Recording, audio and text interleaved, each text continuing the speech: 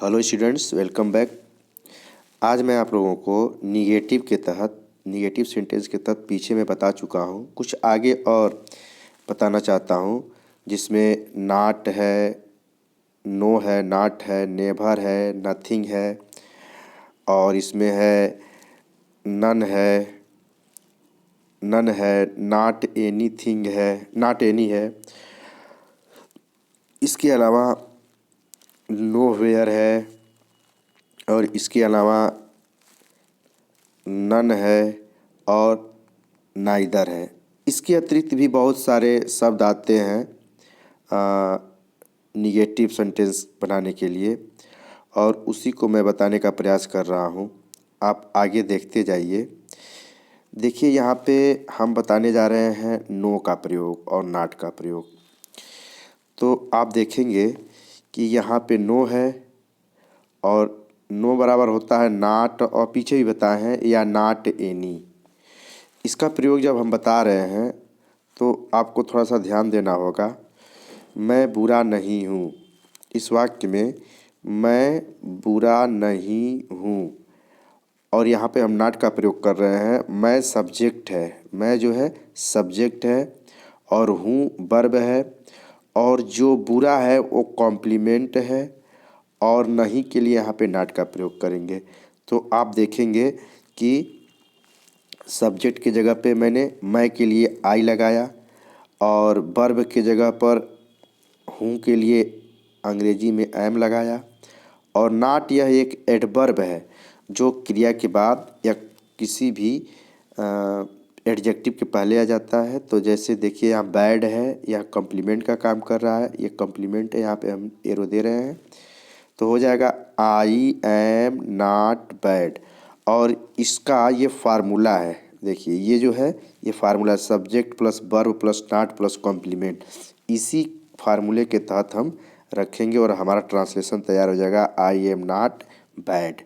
इसके बाद आप देखेंगे अगला वाक्य है जिसमें नॉट और नो का प्रयोग हम बता रहे हैं। वह कोई मूर्ख नहीं है, और इस वाक्य में जो वह है वह सब्जेक्ट है, और है जो है यहाँ पे वर्ब है। इसको पीछे बता चुके हैं, ज़्यादा बताना नहीं है। ही इज नॉट अ फूल या ही इज नो फूल, यहाँ नॉट दोनों वाक्यों में देखिए क्या है, नॉट अ बराबर नो होता है। तो इस तरह से हम या तो नॉट का प्रयोग करें, नहीं तो नो का प्रयोग करें, दोनों का अर्थ होता है कोई नहीं। उसके बाद नेक्स्ट है नथिंग, जो कि निगेटिव में बहुत सारे शब्दों से नहीं का प्रयोग होता है। कुछ भी नहीं के लिए हम नथिंग का प्रयोग करते हैं। उसने, यह वाक्य, उसने मुझे कुछ भी या कुछ नहीं दिया या कुछ भी नहीं दिया। ऐसे वाक्य में सब्जेक्ट है उसने, ऑब्जेक्ट है मुझे, और कुछ नहीं के लिए नथिंग का प्रयोग करेंगे। वर्ब दिया, यह पास्ट का इंडेफिनिट है। अभी चूँकि हम ऐसे सेंटेंसेस नहीं पढ़ाए हैं, आगे पढ़ाएंगे ऐसे ट्रांसलेशन के तहत, तो आप समझेंगे।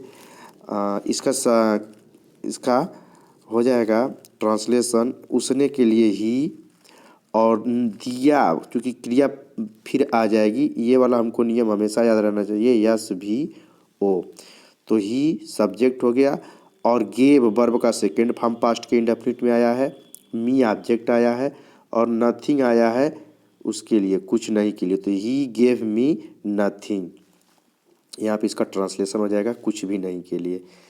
और इसके बाद आप देखेंगे नन का प्रयोग करते हैं। नन माने एक भी नहीं। जैसे मैंने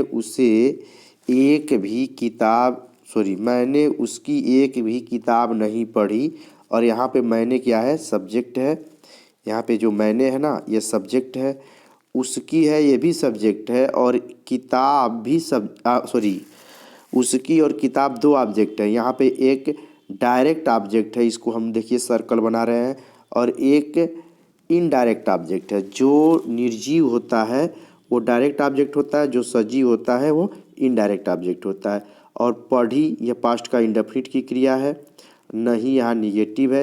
एक भी और नहीं, एक भी नहीं के लिए हम लगाएंगे, देखिए ऊपर लिखे हैं नन, और इसका ट्रांसलेशन हो जाता है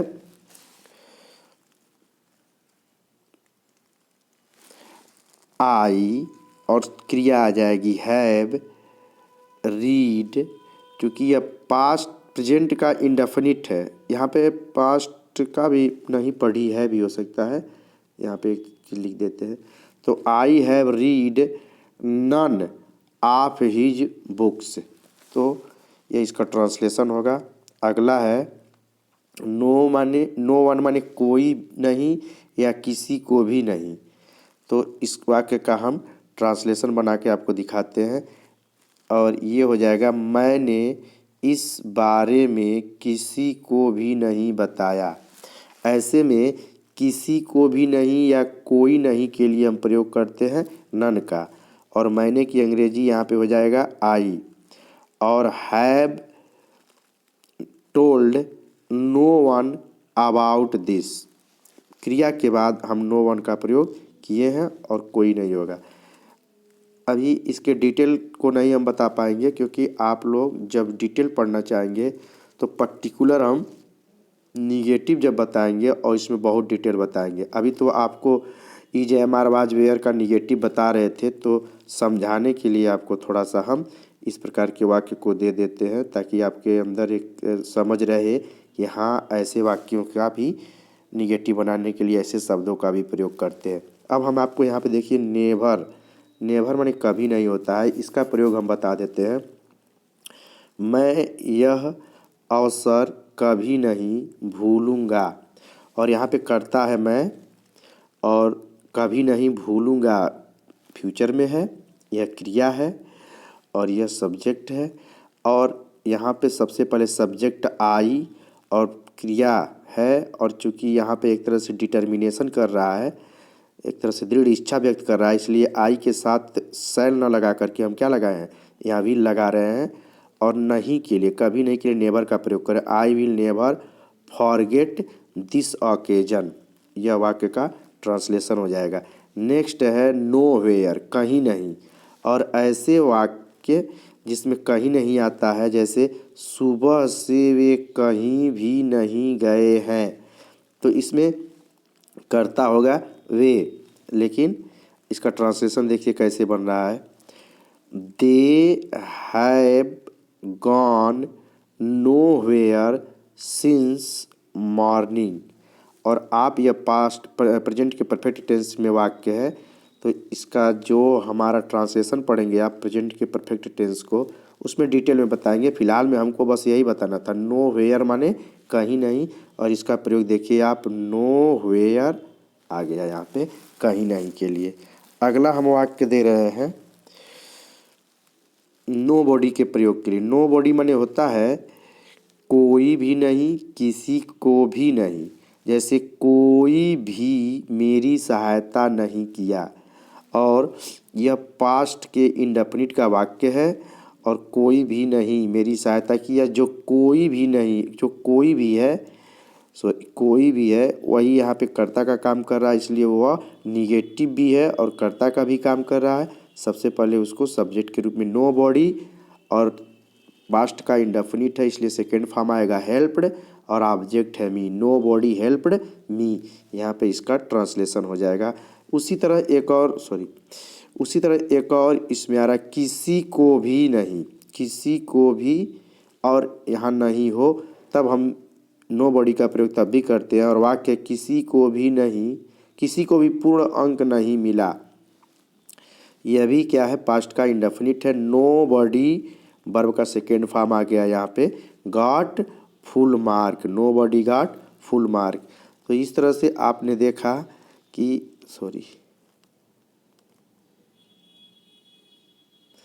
इस तरह से आपने देखा कि निगेटिव सेंटेंस बनाने के लिए बहुत सारे शब्द आते हैं, और उन शब्दों में है, एक बार हम आपको इसको दिखा देते हैं, नो, नो है,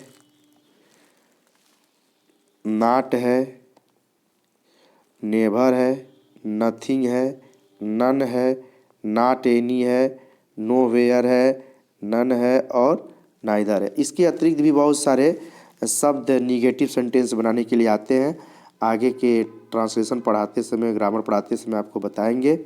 बहुत डिटेल आपको पढ़ना है तो हम आपको इसके आगे डिटेल में पढ़ाएंगे। फ़िलहाल में is am are was were और विल बी शैल बी को बता रहे हैं। तो इसके निगेटिव को बताते समय हमने आपको बस यह जानकारी बताने के लिए कि इनसे भी नहीं और निगेटिव बनाते हैं आपको बताया मैं। और नेक्स्ट मैं बताने जा रहा हूँ इंट्रोगेटिव सेंटेंस। आगे आपको इंट्रोगेटिव सेंटेंस के बारे में हम बताने जा रहे हैं, उसको आप लोग